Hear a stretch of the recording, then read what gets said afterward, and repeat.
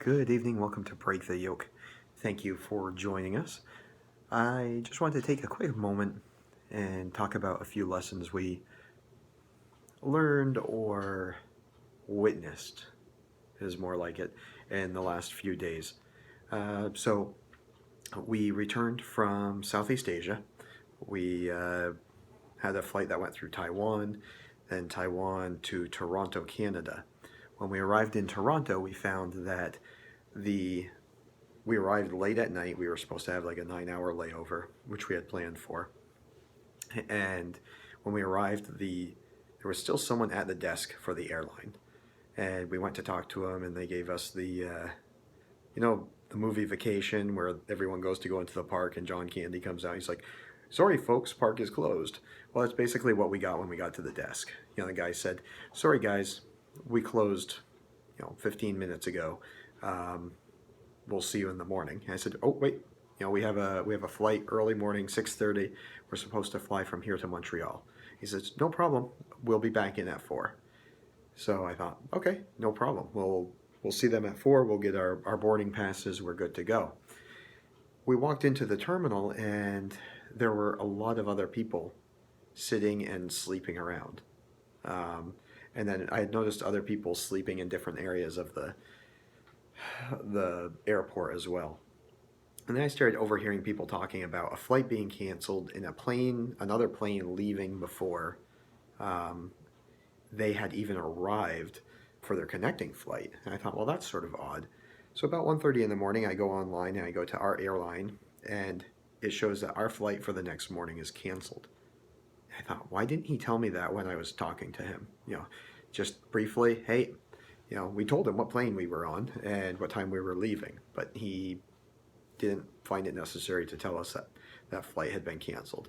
So immediately I started reaching out to other people. And apparently there had been some bad weather coming in. Um, so I'm looking around, and my wife and daughter and son are all sleeping, and I see all of these. Um, you have elderly people, you have women and children, you have handicapped people, all sleeping in either these Adirondack chairs that the airline or that the airport has set up instead of regular chairs. It's sort of a cosmetic thing, and it's sort of neat, but it's not very functional. So for handicapped people, it's difficult to get in and out. They're not good for sleeping on, obviously. Um, but I see a mother with no male figure sleeping with her child close to her, and they have no pillows or blankets or anything. The airport isn't supplying any of that stuff. And because it's weather related, they're not supplying food or housing. Just you have to stay in the airport or find your own hotel. And apparently the hotels were all packed at that point. Um, I see handicapped people trying to sleep on the floor or trying to sleep on some other chairs, but you have all these other people who are not handicapped sleeping lengthwise across the handicapped chairs, and sort of leaving everyone else, sort of out in the open. I see another group where it looks like a family of 3, uh, husband, wife, and a small child. The wife and small child are trying to sleep on the tile floors with nothing more than their head on a backpack. And he's staying awake, just sort of trying to watch over them. And when we travel, because of layovers, because of the potential for having a canceled flight, we carry certain things with us just to make things a little bit more comfortable. And out of everyone there, we were the only ones who had some of these things.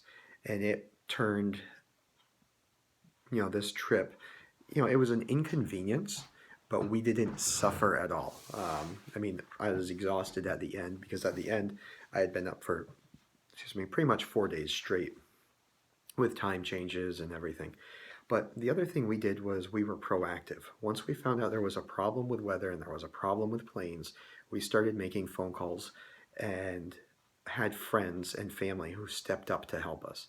I mean, we were, within traveling distance of our destination, and there were people waiting for a plane that were a lot closer to than us to our destination. So there were people going to Ontario and Montreal, but they were all relying on the airline to solve their problem for them. In the morning, the desk opened and they were rushed by all of these customers. I said, I'm just going to wait until, I'll give it like an hour and then go up. And I did, and the line was empty.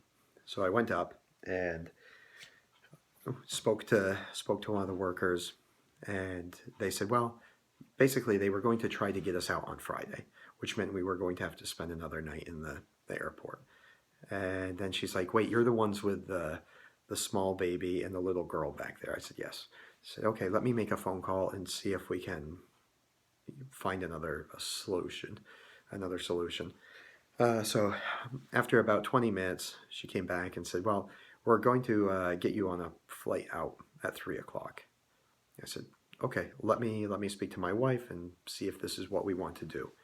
We're trying to come up with an alternative plan. I said, what are the chances it will be canceled because of weather? And she says, oh, it won't be. So in the meantime, throughout the day,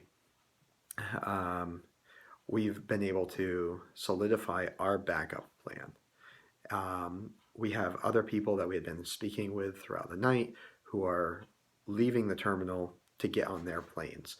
And that was the last we saw of them until about 8 o'clock that night, when they all returned and said that their flights had been canceled. They had been waiting in another area of the airport for the flights. So we all thought they had gone. And they thought they were going, and they didn't.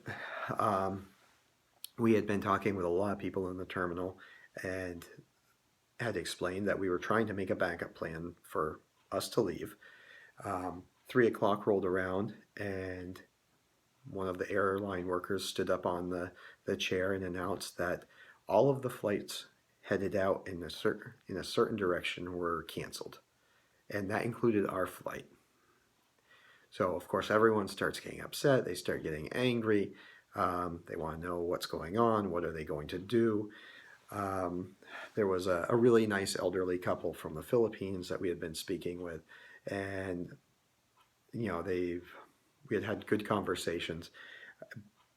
But now, she had several different disabilities, and she had already spent one night in the airport. Her daughter was there with her, trying to help her to get back to Ontario.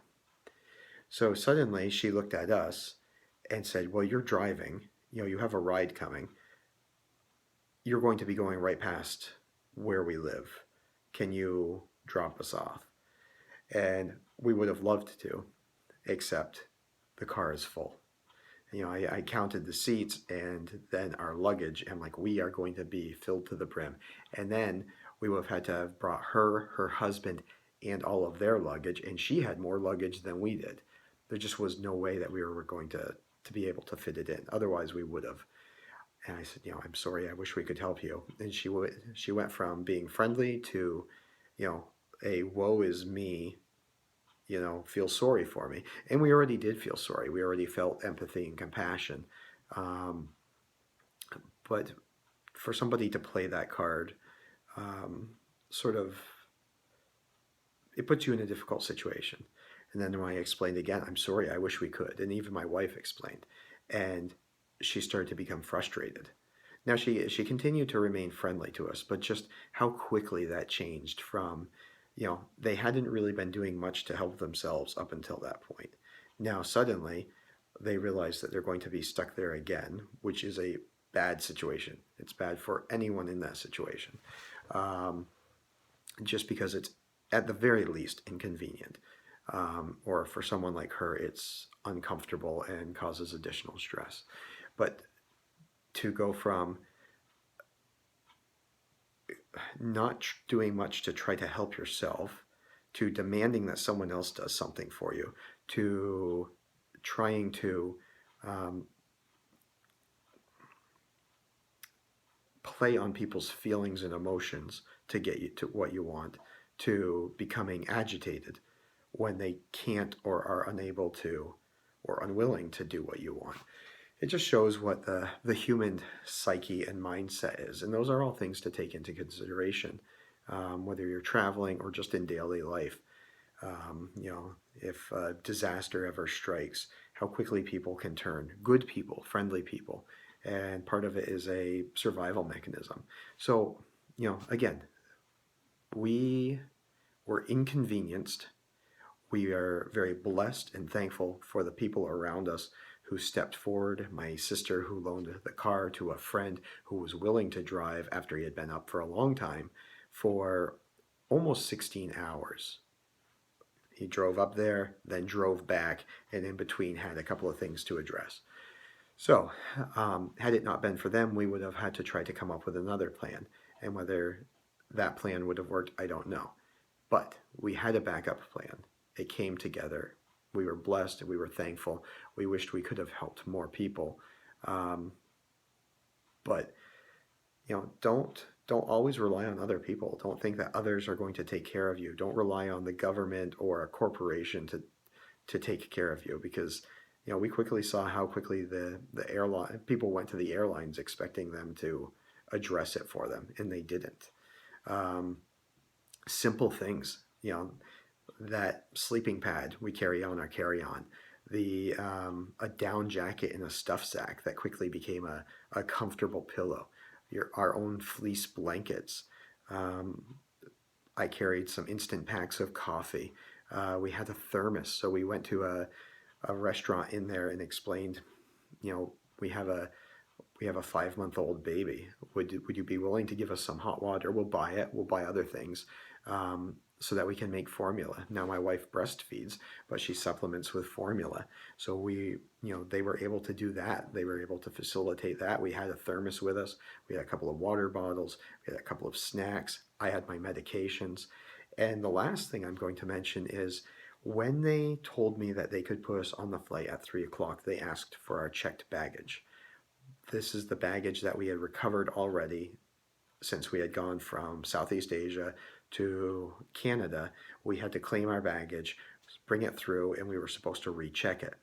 When they asked for that, I told them I want to hold off a little bit longer. So we had all of our belongings with us when it was time to leave. We didn't have to go through the argument of trying to get it back, or trying to get it off an airplane, or rely on them to try to ship it to us, or rely on them for us to have to go to the airport to retrieve it. How much would that stink? We drive 14 hours back to New England, only to turn around and have to drive back to Montreal to pick up our luggage because they weren't able to get it off the airplane. The other thing is, we had access to things in our checked baggage if we needed them, which we didn't. Another good thing was, we we had a portable battery bank for our cell phones. Everyone else was fighting over well, not fighting, but they were competing for an outlet so they could plug in their phones and get a couple minutes worth of a charge in order to text people or call people. We had a battery bank, and we would just plug in, and we could charge our two of our phones, or the Kindle, so that my daughter could watch movies or whatever. There was another lady from England who, she didn't even have the cords for her phone. We ended up not just letting her borrow ours, but giving it to her so that she would have a cord so she could charge her phone the rest of the trip. And this poor lady paid almost $300, a little over $300 for a room in a hotel. It's just ridiculous. So rely on no one but yourselves. Try to come up with a backup plan if at all possible, and carry a few extra things. It might be inconvenient at the time, but what's that? An ounce of prevention is worth a pound of cure. That's exactly what it is. We were not uncomfortable. It was inconvenient, but we were very thankful, as opposed to the other people who were, trying to reuse cheap little water bottles for coffee and other things. So don't rely on others. And if you can take care of yourself, oftentimes you can take care of others. And though we couldn't give people rides home like we wished we could have, we were able to help people in other ways. So thank you. God bless. Shalom.